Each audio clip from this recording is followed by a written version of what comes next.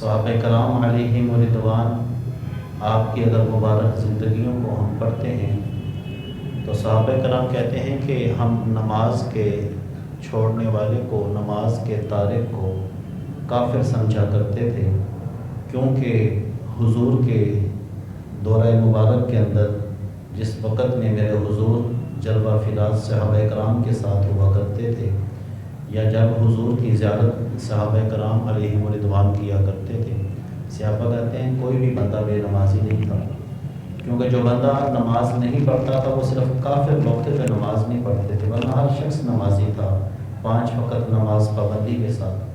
تو کہا کہ ہم نماز نہ پڑھنے والے کو اگر پہچاننا ہو تو کسی کافر کو پہچاننا ہو تو نماز نہ پڑھنے کی وجہ سے پہچان لیا کرتے تھے کہ یہ کافر ہے۔ اور اگر ہم اللہ کے ولیوں کی زندگی کو پڑھتے ہیں جن کے ہم بہت ہی زیادہ پیروکار ہیں، حضور کے بعد ائمہ کرام اور اللہ کے جو ولی ہیں ہم ان کے بہت زیادہ پیروکار ہیں، اگر ہم ان کی مبارک زندگیوں کو پڑھتے ہیں وہ بھی نماز کے بارے میں انتہائی پریشان دکھائی دیتے تھے، اور وہ نماز کی اس قدر پابندی کیا کرتے تھے کہ دنیا کی کوئی نعمت، یہاں تک کہ ان کی جان جانے کا بھی خطرہ ہوتا تھا تو وہ اپنی جان کو ایک سائڈ پہ رکھ کے پہلے نماز پڑھا کرتے تھے۔ نماز بہت ضروری تھی۔ امام شافعی رضی اللہ تعالیٰ عنہ آپ نے فرمایا کہ بے نمازی بندے کو قرضہ نہ دو، جو اللہ کا قرض ادا نہیں کرتا وہ تمہارا کہاں سے ادا کرے گا؟ اللہ نے زندگی دی ہے، اللہ نے اولاد دی ہے، اللہ نے خوشیاں عطا فرمائی ہیں، اللہ نے عزت و مرتبہ عطا فرمایا ہے، اس کے کتنے احسان ہیں۔ بلکہ اللہ پاک تو فرماتا ہے کہ ہم نے تمہیں زندگی دی، یہ بھی ہمارا احسان ہے، ہم تمہیں موت دیں گے، یہ بھی ہمارا احسان ہوگا۔ اب زندگی تو سمجھ آتی ہے موت احسان ہے، مگر موت کس طرح سے احسان ہوئی؟ تو کہا کہ بعض اوقات بندے کے اوپر وہ وقت آ جاتا ہے کہ بندے کو اس کے سگی اولاد بھی چھوڑ جاتی ہے، بیٹے بھی چھوڑ جاتے ہیں، بیٹیاں بھی چھوڑ جاتی ہیں، بندے کو فالج ہوا، بندہ بستر پہ پڑ گیا، ٹھیک ہے، بزرگ عمر ہے، ایک پانی کا گلاس بھی نہیں اٹھ کے پی سکتا، اور پھر راہیں تکتا ہے کدھر سے میرا بیٹا ہے، کدھر سے میری بیٹی آئے اور آ کے مجھے ایک گلاس پانی ہی دے دے، دوائی دینے تک بھی روادار نہیں ہوتے۔ اور پھر ایک وقت وہ آ جاتا ہے کہ بولو براز بستر کے اوپر نکل جاتا ہے، زندگی تلف ہو جاتی ہے۔ اور پھر بعض کا اکثر آپ نے دیکھا ہوگا پھر لوگ اللہ کی بارگاہ میں دعا کرتے ہیں کہ اب اللہ ہمیں موت ہی دے دے، تو رب کائنات نے فرمایا اگر جب تو موت مانگ رہا تھا یہاں تک کہ ڈاکٹر کو بلا کے کہا مجھے زہر کا ٹیکہ لگا، وہ تجھے زہر کا ٹیکہ بھی لگائے، ہماری مرضی نہ ہو تجھے موت پھر بھی نہیں آ سکتی، ہماری مرضی نہیں ہے نا، رب کائنات نے فرمایا مجھے زہر کا ٹیکہ بھی لگائے گا اور پھر بھی تجھے موت نہیں آئے گی، تو کہا پھر تو اللہ کی تو میری بارگاہ میں یہی دعا کرتا مالک موت دے دے، موت دے دے۔ کہا اگر ہم تجھے اس مشکل وقت میں بھی موت نہ دیتے تو بتا پھر تو کیا کرتا، پھر تو اسی طرح اپنی طرف زندگی کو گزارتا، ہم نے تجھے زندگی دی یہ بھی ہمارا احسان ہے، ہم تجھے موت دیں گے یہ بھی ہمارا احسان ہے۔ تو بعض وقت انسان کے اوپر وہ معاملہ بھی آ جاتا ہے کہ انسان اللہ کی بارگاہ میں یہ دعا کرتا ہے، تو کہا کہ جو اللہ کا قرضہ نہیں ادا کرتا وہ تمہارا قرضہ کہاں سے ادا کرے گا؟ بلکہ سلطان باہو رحمۃ اللہ تعالیٰ علیہ جن کے اشعار سن کے ہم جھوم جاتے ہیں، اور ان کا جو محبت رسول والا جب پیغام آتا ہے وہ سن کر ہم گھوم جاتے ہیں، پھر عمل کرنے کو جی نہیں جاتا نا، ہم اتر باتیں نہیں ہیں۔ سلطان باہو رحمۃ اللہ تعالیٰ علیہ آپ نے بول کے کیا فرمایا؟ آپ فرماتے ہیں بے نمازی بندے سے تو خنزیر بھی پناہ مانگتا ہے، وہ بھی کہتا ہے مالک کائنات کہیں صبح صبح مجھے کسی بے نمازی کے مت نہ لگا دینا۔ اللہ اکبر، اتنا یعنی کہ نحوست ہے بے نمازی بندے کی، اتنی نحوست ہے۔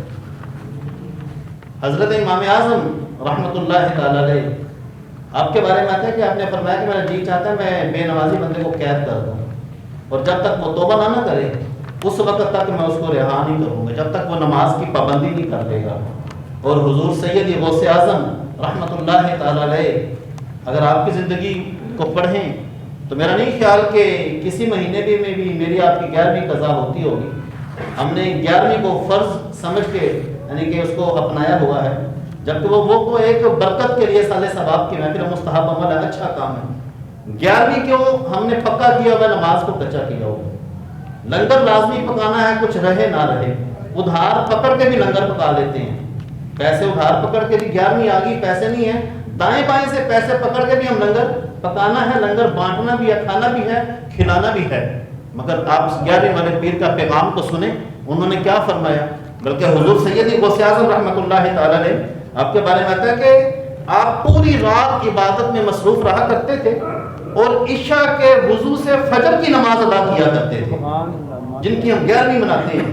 اور اس سوال پہ کہتے جب یہ بات ہوئی تو آپ نے فرمایا کہ میں نے 40 سال تقریباً کم و بیش 40 سال عشاء کی نماز کے ساتھ فجر کی نماز بھی ادا کی ہے۔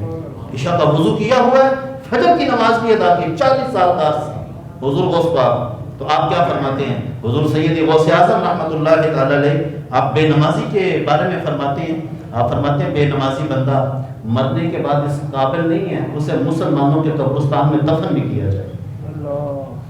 اب ذرا دیکھیں کہ بے نمازی بندہ مرنے کے بعد بھی اس قابل نہیں ہے کہ اس کو مسلمانوں کے قبرستان میں دفن بھی کیا جائے، اور وہ جو جناب حضور غوث پاک کا مرید ہونے کا نام لیتا ہے وہ تو جناب 11ویں پکا رہا ہے، نماز نہیں پڑھ رہا، 11ویں پکا رہا ہے، لنگر بانٹ رہا ہے، ادھار پکڑ رہا ہے، دائیں کر رہا ہے، بائیں کر رہا ہے، مگر جو آپ کا اصل پیغام محبت تھا اس کو پس پشت ڈال دیا، اس کو ہم نے نہیں پکڑا۔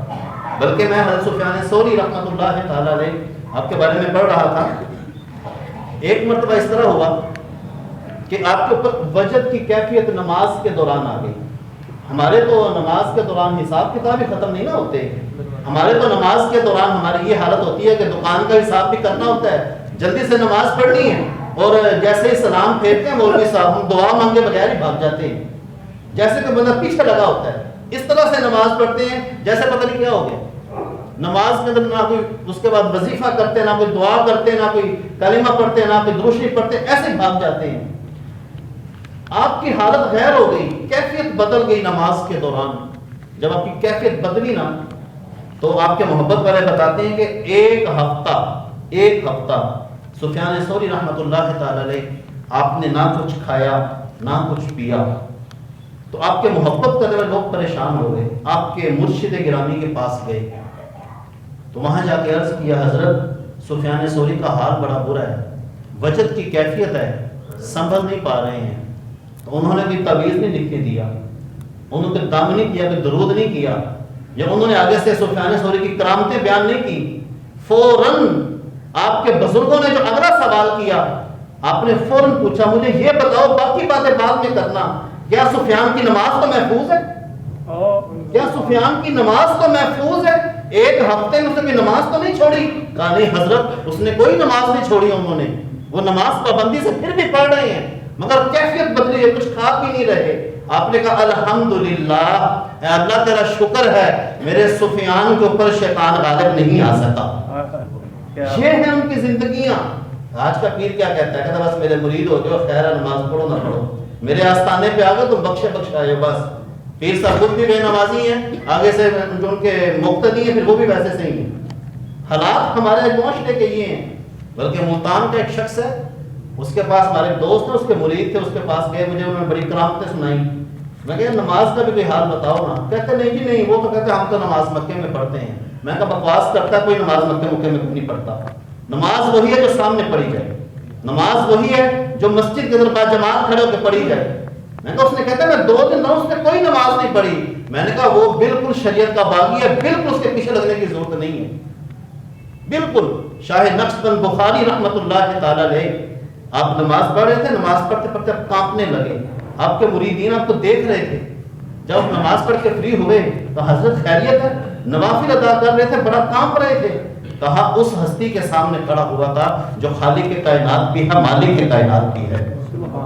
یہ ان کی نمازوں کا عالم تھا بزرگوں کی، ہماری نمازوں کا عالم تو وہ نہیں ہے، ہم تو کسی اور جگہ پہ کھڑے ہوئے ہیں۔ بلکہ حضرت محمد بن سماعہ امام ابو یوسف رحمۃ اللہ تعالی علیہ کے شاگرد ہوئے ہیں، اور امام ابو یوسف امام اعظم کے شاگرد ہیں، اور جو امام اعظم ہیں انہوں نے جتنا بھی دین لیا ہے صحابہ سے لیا ہے، اور صحابہ نے جتنا بھی دین لیا ہے حضور سے لیا ہے، جن کے ہم الحمدللہ مقلد ہیں، جن کی تقلید کرتے ہیں، وہ انہوں نے دین صحابہ سے لیا ہے، صحابہ نے حضور سے لیا ہے۔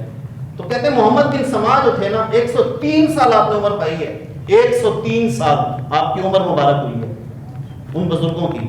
تو کہتے ہیں 103 سال کے آخری وقت تک آپ کی روزانہ کی روٹین تھی، آپ 200 رکعت نوافل لازمی پڑھا کرتے تھے۔ یہ شان ہے خدمت گاروں کی، سردار داروں کا۔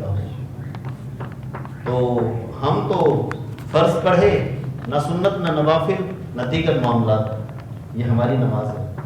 بلکہ نماز کی صف کے اندر جب پہلی صف میں کھڑے ہوتے ہیں تو اکثر میں نے یہ بھی دیکھا ہے، آپ نے بھی دیکھا ہوگا کہ اگر پہلی صف کے اندر 1 یا 2 نمازوں کی جگہ ہو نا تو پچھلی صف پہ لوگ کافی سارے کھڑے ہوتے ہیں، تو سب کے اندر اس وقت عاجزی آ جاتی ہے، کہیں نا جی آگے آ جاؤ آگے آ جاؤ، پہلی صف کے اندر آ جاؤ، تو وہ سنتے نہیں ہیں۔ ایسے ان کا یعنی کہ نا آنکھیں نیچے ہوتی ہیں، پچھلے بندے کو آگے یعنی کہ اگلی صف میں بلایا جا رہا ہے جو فرشتوں کی صف کی مانند ہے، وہاں بلایا جا رہا ہے، اور وہ جب کبھی دائیں دیکھ رہا ہے کبھی بائیں دیکھ رہا ہے، اگلے بندے کی بات نہیں سنتے۔ میں یہ بات کہا کرتا ہوں کہ مجھے یہ بتائیں، پہلی صف اور جو آخری صف ہے، کیا اس کا سلام پہلے پھرنا ہے یا اس کا سلام پہلے پھرنا ہے؟ سلام تو سب کا اکٹھا ہی ہے، نماز میں سب نے اکٹھا ہی نکلنا ہے، مگر یہ عجب ہماری یعنی کہ کہانی ہے کہ ہم پہلی صف میں کھڑے ہونے کے لیے تیار نہیں ہیں، ہم لوگ پیچھے کھڑے ہو کے پیچھے سے نہیں بھاگنا چاہتے ہیں۔ تو میرے بھائی ایسی نمازوں کو ہم نے کیا کرنا ہے؟ یہی وہ نمازیں جن کے بارے میں میرے حضور نے فرمایا تھا کچھ لوگ ابھی نماز پڑھ کے بھی فارغ نہیں ہوں گے کہ ان کے اٹھنے سے پہلے ان کی نمازیں کپڑا لپیٹنے کی طرح ان کے منہ میں مار دی جائے گی۔ نماز وہ ہے جو عاجزی والی ہے، جو خشوع والی، جو خضوع والی ہے۔ ثابت بنانی رحمت اللہ تعالی علیہ یہ احادیث رسول کے حافظ ہونے بہت بڑے، ان کے بارے میں آتا ہے کہ نماز میں ان کا اتنا دل لگا کرتا تھا، اتنا دل لگا کرتا تھا نماز کے اندر، تو اللہ کی بارگاہ میں یہ دعا کیا کرتے تھے کہ اے اللہ اگر کسی کو قبر میں نماز پڑھنے کی اجازت ملے گی نا، یا کسی کو تو کرم نوازی فرمائے گا قبر میں نماز پڑھنے کا موقع ملے گا نا، تو اے اللہ وہ مجھے عطا فرما دینا۔ ثابت بنانی رحمت اللہ تعالی آپ یہ دعا کیا کرتے تھے۔ ابو سفیان کہتے ہیں کہ میں ان کے جنازے میں شریک تھا، میں نے ان کو دفن کیا ہے، دفن کرنے کے بعد اوپر مٹی ڈالی ہے، تو آخری لمحات تھے قبر تیار ہونے کے کہ قبر کی ایک اینٹ نیچے گر گئی، تو میں اس اینٹ کو پکڑنے کے لیے نیچے اترا کہ میں اس اینٹ کو پکڑ کے ٹھیک کر دوں، تو کہتے ہیں میں نے ثابت بنانی کو دیکھا ہے، اللہ نے ان کو پر اتنا کرم کیا، وہ اپنی قبر میں کھڑے ہو کے نماز ادا کر رہے تھے، ابھی دفن کیا ہے تو اسی وقت اللہ کی بارگاہ میں کھڑے ہو گئے۔ بلکہ اعلیٰ حضرت امام احمد رضا خان فاضل بریلوی رحمت اللہ تعالی آپ کے بارے میں آتا ہے، آپ نے کہا کہ جب میری قبر کو بناؤ نا تو کم از کم اس طرح سے میری قبر کو بنانا کہ میں درمیان میں کھڑا ہو سکوں، قبر کے اندر مگر اتنا فاصلہ ہوتا نہیں ہے، مگر آپ نے تحقیقاً یہ بات کی تھی میری قبر کو اس طرح بنانا کہ میں اپنی قبر میں کھڑا ہو سکوں۔ تو مریدوں نے کہا حضرت خیریت ہے؟ کہا جس کے لیے ساری زندگی کھڑے ہو کے درود و سلام پڑھا ہے، جب وہ آمنہ کا لال قبر میں آئے گا میں ان کے اوپر کھڑا ہو کے درود و سلام پڑھوں گا۔ یہ محبت والوں کے معاملات ہیں، یہ اللہ تعالیٰ کے ساتھ ایک رشتہ، ایک تعلق ہے جس کو ہم نے بحال کرنا ہے، مگر ہم نے اس رشتے محبت کو پیچھے کر دیا۔ آج ہم نے اپنے معاملات کو آگے رکھا ہوا ہے۔ بلکہ ایک بزرگ تھے، وہ نماز پڑھ رہے تھے، نماز پڑھتے پڑھتے ان کے پاس حضرت خضر علیہ السلام تشریف لائے، نماز کے دوران وہ نماز پڑھ رہے تھے اور آپ آ کے بیٹھ گئے، تو جب آپ مسلسل نماز پڑھتے رہے آپ نے ان کی طرف توجہ نہیں کی، کچھ دیر حضرت خضر بیٹھے ہیں، اس کے بعد وہ اٹھ کے تشریف لے گئے۔ جب وہ واپس تشریف لے کر گئے تو جو آپ کے محبت کرنے والے دوست تھے پاس کا، حضرت آپ نماز میں مصروف تھے، حضرت خضر تشریف لے کر آئے تھے، تو مگر آپ نے ان کی طرف توجہ نہیں کی، تو آگے سے پھر آپ نے بول کے فرمایا بیٹا میں جس کی بارگاہ میں حاضر تھا اگر خضر اس سے افضل ہے تو پھر میں خضر کی طرف توجہ کرتا نا، میں جس کی بارگاہ میں کھڑا تھا اگر خضر اس سے افضل ہے پھر میں تو توجہ کرتا، بیٹا میں تو اس کی بارگاہ میں کھڑا ہوا تھا جو میرا بھی رب ہے جو خضر کا بھی رب ہے۔ یہ نمازوں کی کیفیت تھی، یہ نمازوں کی حالت تھی، یہ میری آپ کی نماز کی کیا حیثیت ہے؟ ہم لوگ بلکہ وہ شعیب اختر کرکٹر ہے، شعیب اختر کا، میں اس نے بات بڑی اچھی کی ہے، اس کو کسی بندے نے انٹرویو کے لیے کہا، انٹرویو اس کا لیا، کہا کہ نماز کے لیے حاضری ہوتی ہے مسجد کے لیے؟ تو اس نے کہا جی ہم تو گنہگار ہیں، ہماری کاہے کی حاضریاں ہیں، حاضریاں تو جنید بغدادی کی تھیں، حاضریاں تو داتا علی حجویری کی تھیں، اس نے لفظ بولے ہیں، حاضریاں تو بابا فرید کی تھیں، کہتے ہماری تو پیشیاں ہوتی ہیں کہ مالک تیرے مجرم تیری بارگاہ میں حاضر ہیں، کہا ہماری تو پیشیاں ہیں، ہر نماز میں دیکھیں نماز فجر پڑھتے ہیں باہر جا کے کوئی نہ کوئی گناہ کر دیتے ہیں، جھوٹ بول دیا، دیگر معاملات، پھر ظہر کی نماز میں آ گئے، یہ جو درمیان کا وقت ہے رب کائنات نے اسی لیے بنایا، پھر زور سے لے کے اثر تک کام شام کیا، پھر دوبارہ مسجد میں۔ یہ اسی لیے آتا ہے کہ بندے کو ستھرا اور صاف کرتا جائے، ساتھ ساتھ بندے کو پاک صاف کرتا جائے۔ جو غلطیاں کی ہیں میرے حضور آپ معافی مانگ لے، میں تجھے معاف کر دوں۔ ہم نے نماز کے اس مفہوم کو سمجھا ہی نہیں ہے، ہم نے اس مطلب کو نماز کا سمجھا ہی نہیں ہے۔ فجر پڑھی، فجر پڑھنے کے بعد اپنے کام کاج میں نکل گئے، اس کے بعد بس۔ اور بعض بات تو یہ ہوتا ہے نمازی بے نمازی بندہ ہوتا ہے، مسجد کے قریب سے گزرتا ہے، حی علی الصلاۃ حی علی الفلاح کی صدا اس کے کان میں آتی ہے اور جا کے سیدھا دکان پہ بیٹھ جاتا ہے۔ اب دکان پہ بیٹھ کے وہ کیا کرتا ہے؟ اب وہ دکان پہ بیٹھ کے اللہ کا فضل مانگ رہا ہے، یا اللہ پاک فضل کر دے۔ اب بھی تم مسجد کے آگے سے گزر کے آیا، جہاں سے تجھے فضل ملنا تھا، تیرے اوپر کرم ہونا تھا، رحمتوں کا نزول ہونا تھا، تو ابھی تو وہاں سے اٹھ کے آ رہا ہے اور اب تو دکان اس کے قریب سے گزر کے آ رہا ہے اور اب تو مسجد دکان پہ بیٹھ کے اللہ کا فضل مانگ رہا ہے۔ اس طرح کیسے اللہ کا فضل مل جائے گا؟ ایسے نہیں ہوتا۔ تو ہمیں اپنے آپ کو، اپنی پیشانی کو اللہ کے حضور جھکانا پڑے گا۔ بلکہ ایک بزرگ میں عبداللہ بن مبارک رحمت اللہ تعالی علیہ کہتے ہیں میں نے ایک عورت کو نماز پڑھتے ہوئے دیکھا، وہ نماز پڑھ رہی تھی، تو نماز کے دوران اس عورت کو بچھو نے ڈنگ مارا۔ جب اس کو بچھو نے ڈنگ مارا نا تو میں نے دیکھا کہ اس عورت نے بالکل نماز کے اندر ہلکی بھی ہیل و حجت نہیں کی، اس کو بچھو نے دوبارہ ڈنگ مارا۔ اس کو میں دیکھ رہا ہوں وہ نماز پڑھ رہی ہے، یہاں تک کہ جب نماز سے وہ فارغ ہوئی تو میں نے اس عورت سے پوچھا، میں نے کہا ماں جی آپ اتنے اللہ کی بارگاہ میں خشوع اور خضوع کے ساتھ نماز پڑھ رہی تھی، آپ کو 2 سے 3 مرتبہ بچھو نے ڈنگ مارا ہے مگر آپ نے بالکل بھی ہیل و حجت نہیں کی، کوشش نہیں کی۔ تو آگے سے وہ ماں جی بول کے کہتی ہیں بیٹا میں اس کی بارگاہ میں کھڑی ہوئی تھی، ذرا تم مجھے یہ بتاؤ میں اللہ کے کام کے اندر اپنا کام بھی شروع کر لیتی، میں تو اس کی بارگاہ میں کھڑی تھی۔ ہمیں تو خارش ہو تو ہم تو جناب پوری کی پوری مسجد میں وقت ڈال دیتے ہیں، ہمیں کھانسی ہو تو پریشان کر دیتے ہیں، ہمارے موبائل کے رنگ ٹون بجتی اور ایسی بےہودہ رنگ ٹونز ہم نے موبائل میں لگائی ہوتی ہیں، کسی کو یہاں میں کہا تو وہ ناراض ہو جاتے ہیں، کسی کو کوئی بات کرتے ہیں مسئلہ ایسے نہیں ایسے ہے ان کو بتا دیں ناراض ہو جاتے ہیں۔ ہم تو چاہتے ہیں کہ مولوی صاحب ممبر پہ بیٹھ کے مسئلہ بھی ہماری مرضی کا بیان کریں۔ اگر مولوی نے تقریر کرنی ہے نا، مولوی نے مسجد کی ڈیوٹی کرنی ہے تو اس نے ہماری بات ماننی ہے، اگر نہیں مانے گا تو نکال دیں، کہ جیسے مسجد میرے آپ کے باپ کی ہوتی ہے، مسجد خدا کا گھر ہے۔ اگر اللہ نے تو آپ سے خدمت کا موقع لے لیا ہے، آپ کا تو سر ہر وقت سجدے میں رہنا چاہیے کہ اللہ تعالیٰ شکر ہے۔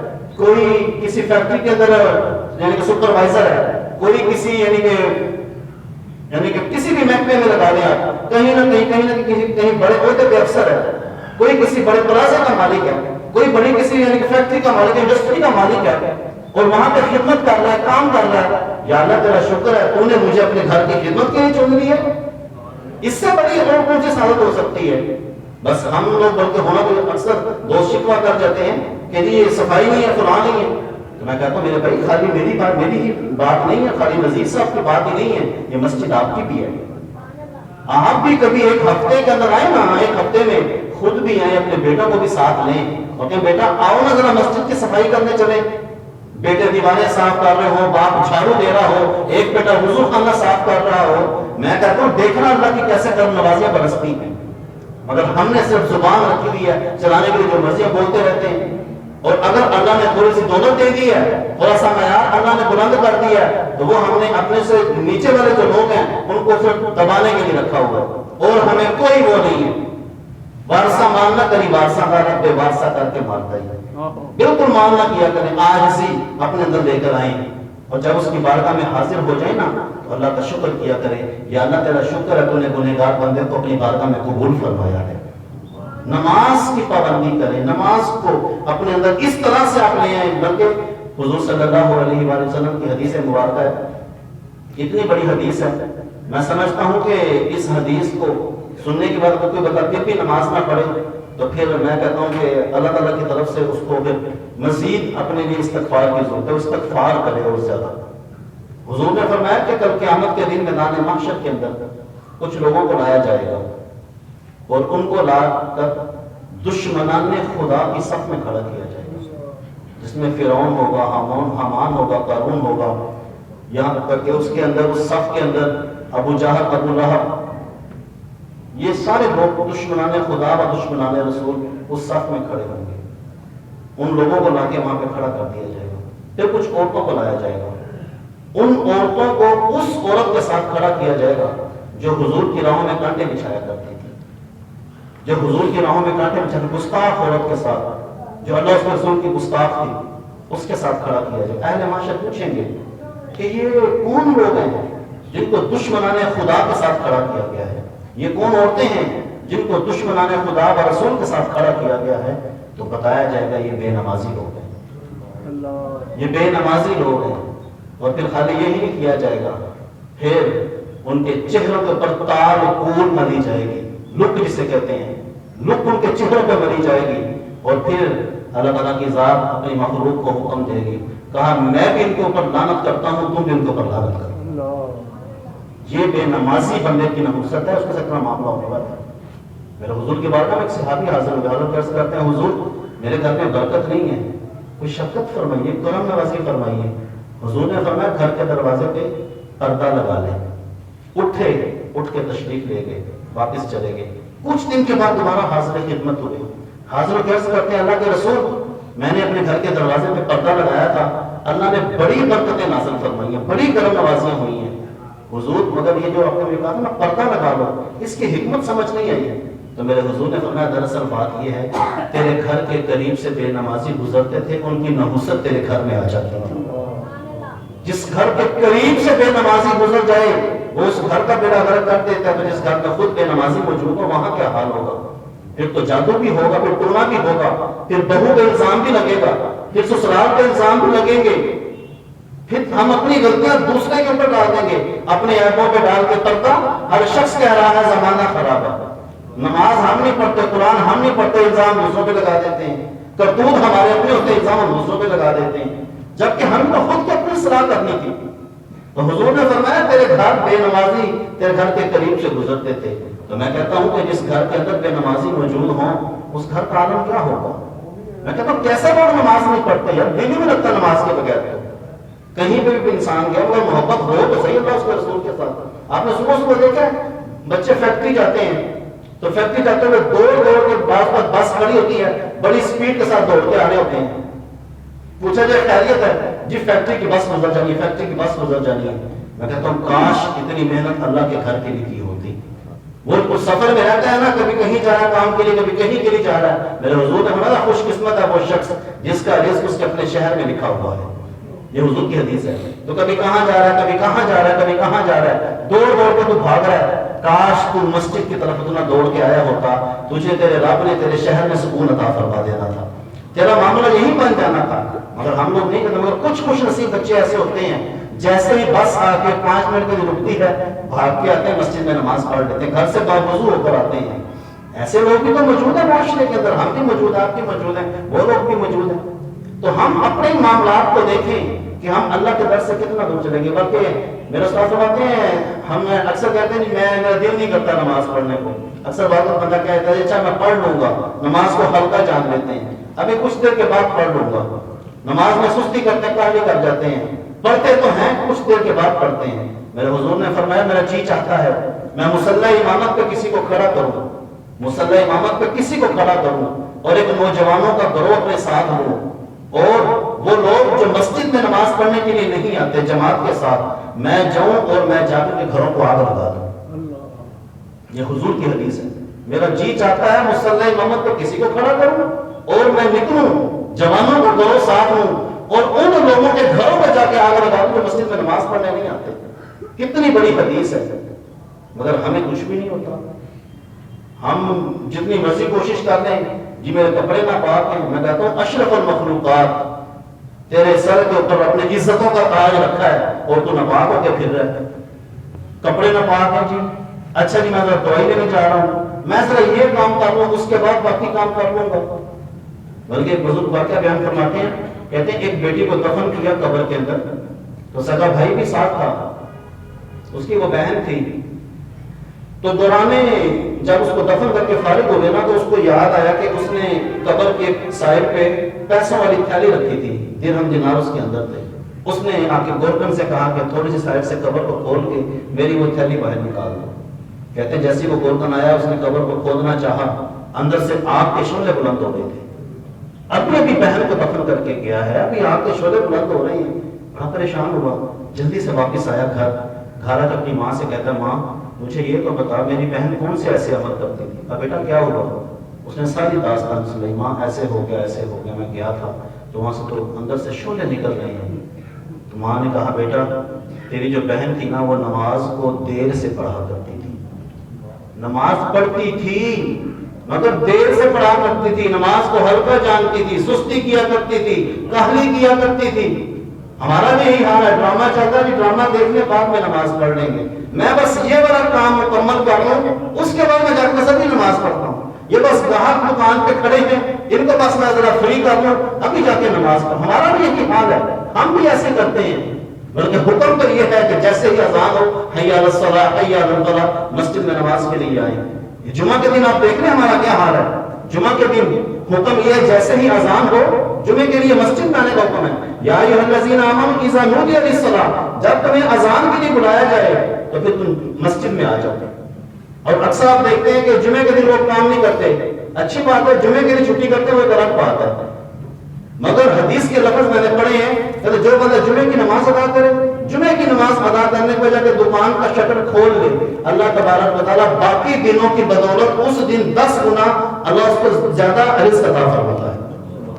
اگلے دنوں کی جو دوسرے دن گزر گئے ہیں ان سے ہٹ کے، تو ہم لوگ یہاں پہ جب خطبہ پڑھا جا رہا ہوتا ہے تب لوگ نماز پڑھنے کے لیے آتے ہیں، آتے بھی سب سے آخر میں ہیں اور پھر دروازے پہ ایسے رش لگا ہوتا ہے جیسے پتہ نہیں مسجد میں کیا ہو جانا ہے۔ میرے حضور نے فرمایا جو مومن ہوتا ہے مسجد میں سکون محسوس کرتا ہے، اور جو منافق ہوتا ہے مسجد میں اپنے آپ کو قید میں محفوظ کرتا ہے، سمجھتا ہے میں قید میں آ گیا ہوں۔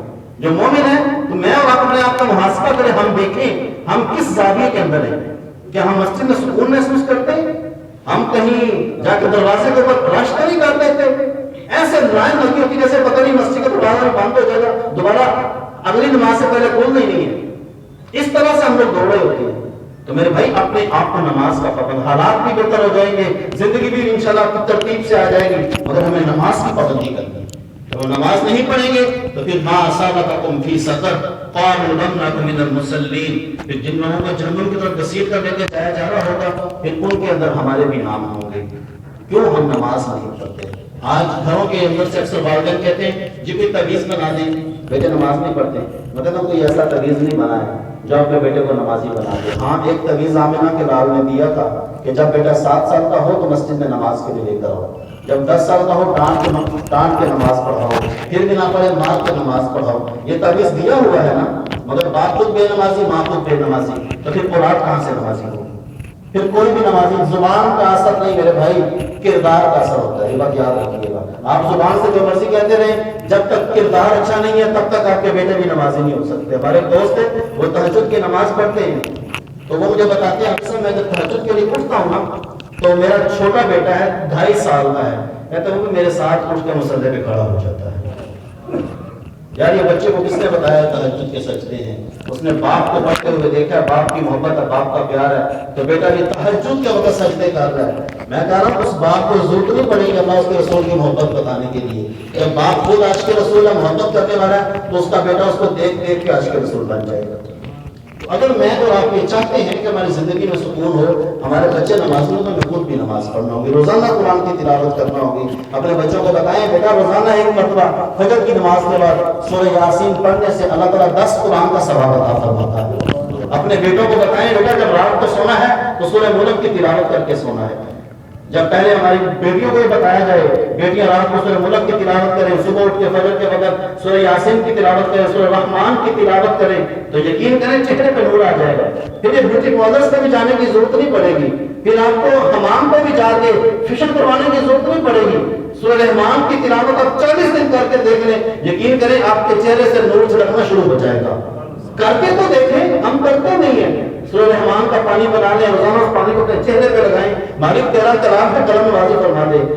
اللہ نے ویسے بندے کو بڑا سونا بنایا ہے، بس ہم راضی نہیں ہیں۔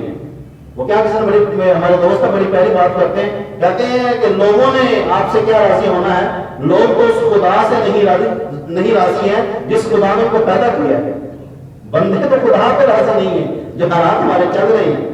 ایک بندہ مجھے کہتا ہے میں اللہ سے ناراض ہوں، میں کہا معاذ اللہ خدا کا ہوتا ہے، تو اللہ سے کیوں ناراض، میں دعا قبول نہیں ہوتی۔ میں نے کہا ایسی بات نہیں ہے، دراصل تو اپنے آپ کو ٹھیک کرنا جب دعا میں قبول ہو جائے گی. اس نے تو دعا جنت ہر چیز ہمارے لیے بنائی ہے, اس نے کس کو دینی ہے؟ تو اپنے آپ کو نماز کا پابند بنائے. موسیٰ علیہ السلام کی بارگاہ میں ایک عورت حاضر ہوئی, حاضر و عرض کرتی ہے کہ اے موسیٰ, میں نے اللہ کی بارگاہ میں نہ دعا کی ہے, میں نے ایک بہت بڑا گناہ کیا ہے, تو بھی اللہ کی بارگاہ میرے لیے دعا کر. امام غزالی نے اس کو لکھا مکاشفۃ القلوب کے اندر. کہا کیا ہوا ہے؟ کہا موسیٰ میں نے اللہ کی بارگاہ میں اپنی بخشش کی دعا کی ہے, تو بھی میرے لیے اللہ کی بارگاہ میں دعا کر. تو موسیٰ علیہ السلام نے فرمایا تو نے کیا کیا ہے؟ کہتی میں نے زنا کیا ہے. عورت نے کہا میں نے زنا کیا ہے, اور اس زنا سے ایک بیٹا پیدا ہوا تھا, میں نے اس بیٹے کو قتل کر دیا. موسیٰ علیہ السلام ناراض ہو گئے, کہا نکل جا بد قسمت عورت, کہیں ایسا نہ ہو کہ آسمان سے آگ نازل ہو اور وہ تمہیں اور مجھے ہم دونوں کو جلا کے راکھ کر دے. کہیں ایسا نہ ہو کہ میں بھی تیرے معاملات میں قابو آ جاؤں, نکل جا. وہ عورت ٹوٹا ہوا دل لے کے وہاں سے نکل آئی. جب کہ بندہ توبہ کے لیے آ جاتا ہے نا, یا کوئی بندہ معافی مانگنے کے لیے آ جاتا ہے, اس کو معاف کر دیا کرے. یہ میرے اللہ کا, اللہ تعالیٰ جانے والے کو جانے دیتا ہے, آنے والے کا استقبال کرتا ہے. جو جا رہا ہے جو ٹھیک ہے, اس نے پلٹ کے تو آ ہی جانا ہے نا. ایک مطلب تو انسان خود ہی آ جاتا ہے جب 20-30-35 سال گزرتے ہیں, جب ہلکی سی داڑھی سفید ہوتی ہے, جب ہڈیوں میں تھوڑا سا زور کم ہوتا ہے, پھر پہلی صف ہوتی ہے, ٹوپی ہوتی ہے, مسجد ہوتی ہے, اور شامت مولوی صاحب کی ہوتی ہے. 30-35 سال کا ہوتے ہیں نا, ہم گزارنے کے بعد مسجد کی پہلی صف میں آ کے ہم نمازوں کے لیے مصیبت پہنچ جاتے ہیں. نہیں کریں ایسے ہم پہنچ جاتے ہیں, پتہ نہیں کیا ہو گیا, اتنا تقویٰ, سارے بندے ہمیں گنہگار دکھائی دیتے ہیں, ہم اکیلے پرہیزگار ہوتے ہیں. تو اتنے بھی نیک نہ بنے کہ دوسرے گنہگار نظر آئیں, ایسا نہیں ہونا چاہیے. خیر, کہا کہ جب توبہ کرنے کے لیے آئے توبہ کو اس کو قبول کرنا چاہیے, معافی اس کو دے دینی چاہیے. تو جبرائیل آئے, کہا جبرائیل نے آپ کو کہا موسیٰ, رب کائنات فرماتا ہے کہ میری بندی تیرے پاس آئی تھی کہ اللہ کی بارگاہ میں میرے لیے سفارش کر دو, دعا کر دو. اس نے توبہ کرنی تھی آگے, مگر تم نے اس کو واپس بھجوا دیا. وہ توبہ کے لیے اس نے میری بارگاہ میں التجا پیش کی تھی. کہا مالک کائنات سے جا کے عرض کیجیے گا, بڑی گنہگار تھی, اس نے زنا کیا, زنا کے بعد بیٹا پیدا ہوا, بیٹے کو قتل کر دیا. اللہ اکبر. مگر اگلی بات جو جبرائیل نے کہی وہ میرے اور آپ کے لمحہ فکریہ ہے. کیا کہا جبرائیل نے بتایا, رب کائنات فرماتا ہے کہ اے موسیٰ, کیا تجھے اس سے بھی بدتر بندہ نہ دکھاؤں؟ زنا کیا, بچہ پیدا ہوا, اس کو قتل بھی کر دیا, کیا مالک اس سے بھی بدتر بندہ بھی ہے, اس سے بھی برا بھی بندہ ہے؟ تو رب کائنات نے فرمایا ہاں موسیٰ, جو نماز نہیں پڑھتا وہ اس سے بھی برا ہے.